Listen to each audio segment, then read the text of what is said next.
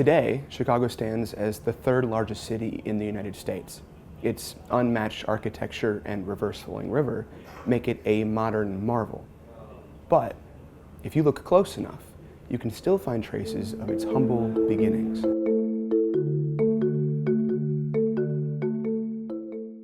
On 191 North Wacker Drive, an inconspicuous plaque marks the site of Sauganash, Chicago's first hotel. Built in 1831, when things around here looked a whole lot different.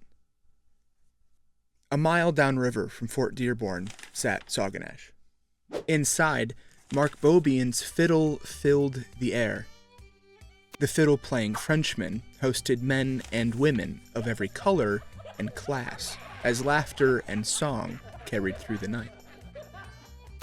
Beaubien and his community of traders and natives signed their business deals with a handshake or the passing of a tobacco pipe.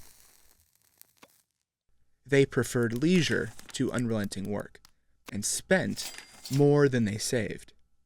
This small settlement, perched on the edge of civilization, what Beaubien once described as a mighty lonesome and wet place, was on the verge of becoming a city that would alter the course of American history.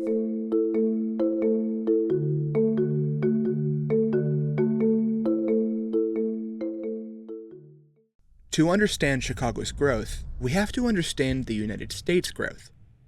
At the turn of the 19th century, the young republic was eager to expand westward.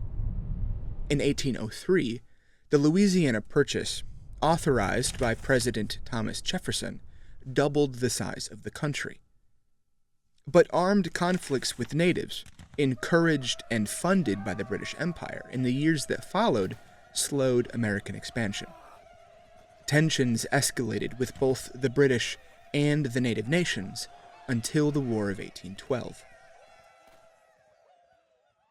A major victory in New Orleans, led by future President Andrew Jackson, marked the war's end in 1815. After the war's conclusion, the British withdrew from the region, leaving the natives to fend off the United States alone. For the Americans, it was the beginning of the era of good feelings.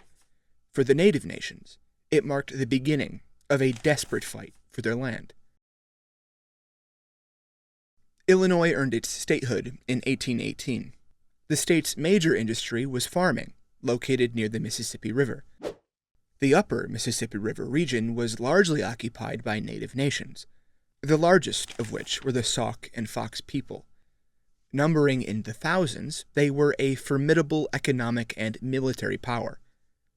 A series of illegitimate treaties, conflicts over mining and hunting grounds, soured the relationship between the U.S. government and the Sauk and Fox people. In 1830, President Andrew Jackson signed the Indian Removal Act, which authorized the forceful relocation of native nations west of the Mississippi. Hoping to make northern Illinois safe for settlement, the U.S. government forced the Sauk and Fox people to sign another treaty, removing them from their homelands.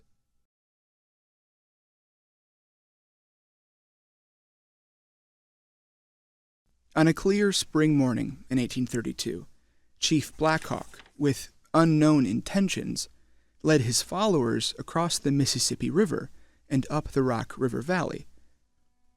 The U.S. military deemed his advance into Illinois a violation of the 1830 treaty. Illinois Governor John Reynolds responded by mobilizing the state militia and awaited federal troops. When soldiers from the East Coast arrived in Chicago by steamer, they brought Asiatic cholera with them. Fort Dearborn became an infirmary. Young soldiers who were in perfect health at breakfast were dead by nightfall. After a month recovering from the deadly infection, the surviving troops marched across the Des Plaines for a fight that was already over. After 4 months of fighting, Blackhawk's retreating band was cut down as they crossed back into Iowa at the mouth of the Bad Axe River. Having watched his people starve, suffer, and die, Blackhawk surrendered stripped of his homeland, his power, and his dreams, carried away by the river. Illinois was now considered pacified, that's to say, safe for settlement. The troops that tracked down Blackhawk's band returned home with stories of the endless prairies of northern Illinois. These tales became the driving force of what would become one of the largest land migrations in history. The end of the Blackhawk War was just the beginning for Chicago. By 1833, Beaubien's Sauganash Hotel was overflowing, not just with traders and travelers, but with spectators waiting to witness history. Chicago, and the land beyond it, was about to change forever. English travel writer Charles Latrobe was in Detroit when he heard of an upcoming treaty council in Chicago. Knowing this would be the last major Indian treaty in the Old Northwest, he packed his bags and made the trek to Chicago. When he arrived, he found Chicago crowded to excess.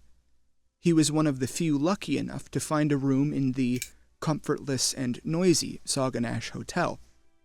More than 6,000 of the local natives were encamped around the town, and the village itself, a chaos of mud, rubbish, and confusion, filled with a demi-civilized mix of traders, peddlers, and conmen. When treaty talks began, the Potawatomi were told by George B. Porter, governor of the Michigan Territory, that their great father had heard they wished to sell their land. Their chief negotiator, Apchekechik, replied, "Our great father must have opened his ears to a bad bird." Negotiations stalled. Latrobe found himself unable to read, write, or relax in the appalling confusion, filth, and racket of the Sauganash Hotel. Instead, he spent much of his time in the native encampment, a scene of desolation and decline. Years of contact with white traders had driven these natives into the lowest state of degradation. Submerging their loss of lands and pride, bands of them patrolled the edge of the village at night, screaming war chants and brandishing tomahawks. After a week, Porter called in the headmen of the Potawatomi and delivered what Latrobe called a forcible Jacksonian discourse, warning them not to play with their great father. On September 26, 1833, with at least two of their chiefs staggering drunk, the Potawatomi marked the treaty with an X in front of Gordon Hubbard, an official government witness, agreeing to leave the land that they had occupied for centuries. In exchange for 5 million acres of land, they received an equal amount west of the Mississippi, along with over $1 million in goods and provisions. Much of it, by government order, went to their clamorous creditors. Before the ink had time to dry, frame and clapboard houses were thrown up for the expected influx of white settlers, and Charles Latrobe left town to the sound of active axes and hammers of speculators. By the end of 1833, Chicago was now a town under full ownership of the United States. However, Chicago wasn't without its issues. Despite its proximity to waterways, it wasn't accessible by boat. A sandbar prevented anything from entering its river, and any cargo had to be ferried in. The U.S. government commissioned the removal of the sandbar in the fall of 1833. Few were more prepared to seize the moment than Gordon Hubbard.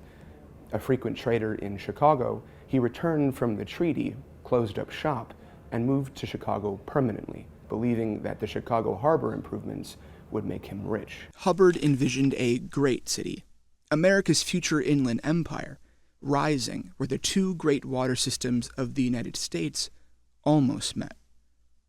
However, Hubbard knew that Chicago's path to greatness wouldn't be easy. The town's greatest obstacle wasn't geography. It was isolation. Before coming to Chicago, Hubbard served as an Illinois representative. Convinced of Chicago's potential, he advocated for a canal ending at the Chicago River. Despite his stint as a politician, he was a trader who had seen the commercial potential in connecting the Chicago River to the Mississippi since he was a teen. This idea was nothing new. French traveler Louis Joliet had dreamed of it in the late 17th century. But to build it, Chicago needed something it didn't have yet: funding. During the harsh, stormy winter that Hubbard arrived, Chicago's residents barely had enough food to make it to the spring. The hastily constructed houses couldn't keep out the piercing wind gusts coming off the lake, as temperatures dropped as low as 28 degrees below zero. The struggling Hubbard and other new arrivals came that year because of the ongoing harbor improvements, which promised to open the town to the markets of the East, and the hope that investors might believe in the town's future as much as they did. By the spring of 1834, the government engineers finished channeling the sandbar, making Chicago one of the leading ports on the lake. Seizing the opportunity, Eastern investors Arthur Bronson and Charles Butler set in motion one of the largest land speculations in American history. Bronson was one of New York's most successful brokers, a member of its commercial aristocracy. He received a tip that Chicago's newly improved harbor would make it a flourishing port city.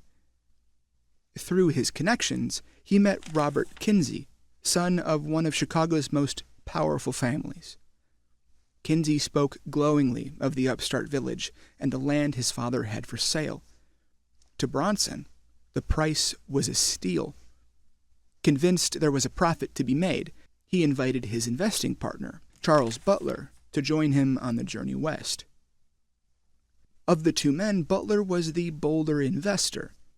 He became captivated by Chicago's possibilities, writing about it with a near obsessive fervor. Unlike most travelers, who only saw a muddy, hopeless frontier town, Butler envisioned a metropolis marked by nature to become a great city. He predicted that within a few short years, there will be a line of steamboats, stages, and railroads the entire distance from Albany to the fort at St. Louis. And at its center, Chicago, with the finest backcountry in the world, will be the commanding city on this great western thoroughfare. While in Chicago, Bronson and Butler met with the town's principal men, including Gordon Hubbard, to help revive the long-stalled canal project he had championed. Bronson purchased land north of the river for $20,000. Butler, lacking the capital to buy in 1834, formed his own investment group, and a year later, in 1835, bought Bronson's property for $100,000. Bronson's original purchase in Chicago changed everything. Interest in Chicago's real estate grew like wildfire when word got out that one of Wall Street's top brokers spent money on the town's future. In 1835, the Canal Bill was resurrected, and a land office was opened in Chicago to raise money for its construction. Soon, the harbor was overflowing with agents of Eastern capitalists. One of them was a young farmer from Western New York, William B. Ogden, whose sister recently married Charles Butler. The marriage would change Ogden's fortunes and Chicago's forever. Ogden resigned from the New York legislature to oversee the sale of Butler's land, expecting his services would be rewarded by his well-connected brother-in-law, a key figure in Martin Van Buren's political machine. He arrived in Chicago after a series of heavy rains. When he went to inspect Butler's property, he waded through the underbrush and overgrown field grass, only to sink knee-deep in the muddy swamp. Ogden deemed the land not worth the price of his passage. Disgusted, he wrote to Butler, "You have been guilty of an act of great folly in making this purchase." Yet, he stayed, hiring men to drain the land and post it for auction. At the sale, Ogden was stunned by the prices. A third of the property sold for $100,000. He thought the buyers were insane, paying fortunes for fruitless swampland. and returned to New York once the sale concluded.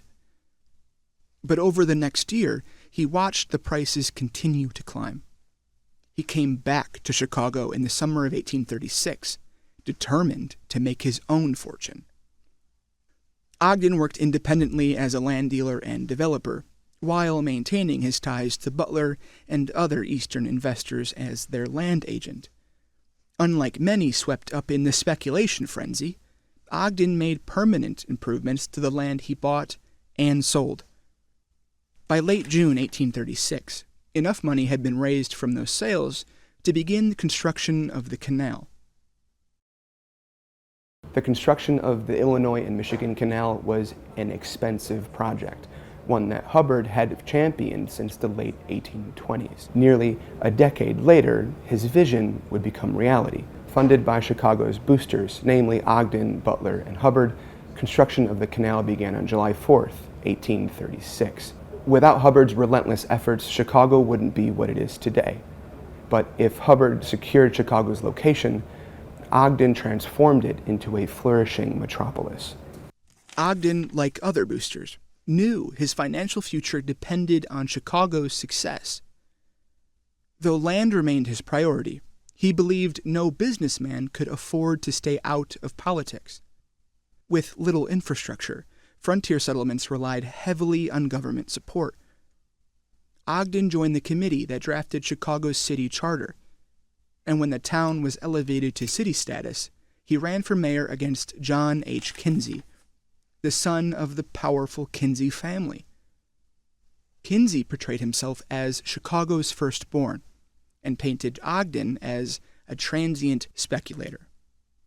But his strategy was outdated. By 1837, most of Chicago's residents were transplanted Easterners, people who saw themselves in Ogden. They comfortably voted him in, making the once skeptical investor Chicago's first mayor. Chicago was no longer the desolate frontier settlement that Mark Bobian once called a mighty lonesome and wet place.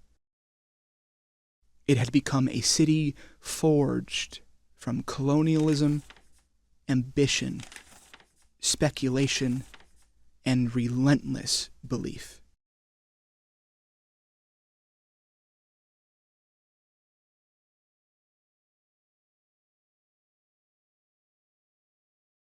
If you're still here, that means you watched the whole thing, so thank you. This documentary in particular was a proof of concept that I could tell an American story through the lens of Chicago. I wasn't expecting this to take 18 months, but I guess that's what happens when you're learning how to do something for the first time. I have full intentions on continuing this channel and continuing posting documentaries. I can't guarantee that the next installment won't take 18 months, but I really hope it doesn't. I'm going to follow this same format as long as I can. I hope that you enjoyed watching this as much as I enjoyed making it, because it was so much fun learning about all these people, and there's so much more that I could have included but didn't. I hope you follow along on this journey as we learn Chicago's history. But until then, I'll see you next time.